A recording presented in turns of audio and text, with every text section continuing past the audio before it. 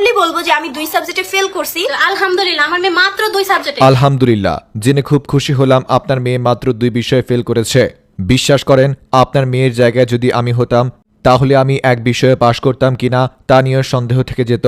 কেননা যে স্কুলে যাওয়ার আগে টিকটক করে, স্কুলে গিয়ে টিকটক করে, স্কুল থেকে আসার পথে টিকটক করে, আবার বাসায় এসেও টিকটক করে, এভাবে টিকটক পিকটক করে করে প্রতি মাসে হালালভাবে 1 লাখ টাকা করে ইনকাম করে। এবার চিন্তা করেন এত কিছুর মধ্যে পড়াশোনা করার সময় কোথায়, আর পড়াশোনা না করলে পাশ করবে কিভাবে?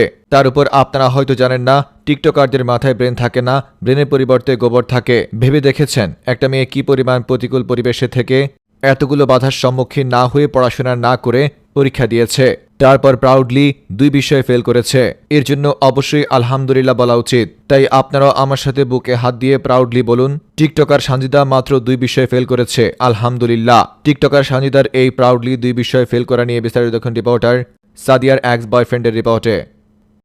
পৃথিবীতে এমন মা আছে কিনা আমার জানার ছিল না।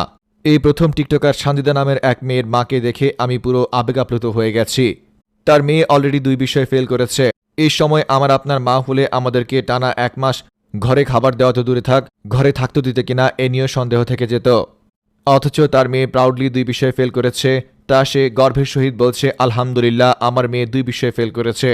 অবশ্য 2 বিষয়ে ফেল করেছে বলে আলহামদুলিল্লাহ বলারই কথা, কেননা মেয়ে প্রতি মাসে টিকটক, নাটক কিংবা শুটিং করে করে হালালভাবে প্রতি মাসে তার মায়ের হাতে 1 লাখ টাকা দিয়ে দিচ্ছে।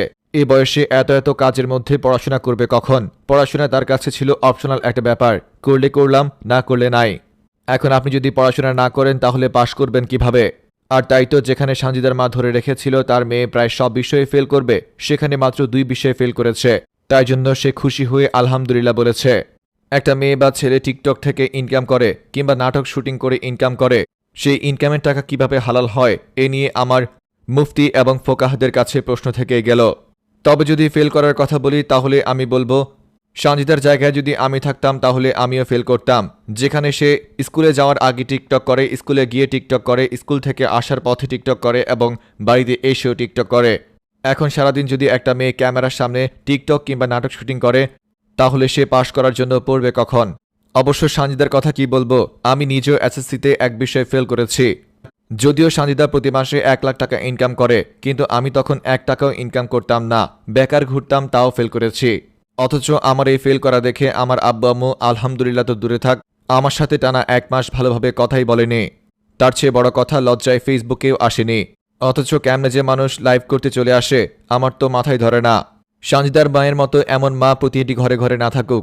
না না না থাকুক, ও না না থাকুক, ধুরবাল, থাকুক না মারা খাক আমার কি। রিপোর্টার সাদিয়ার এক্স বয়ফ্রেন্ড ফ্রম নিউজ ভাইয়া।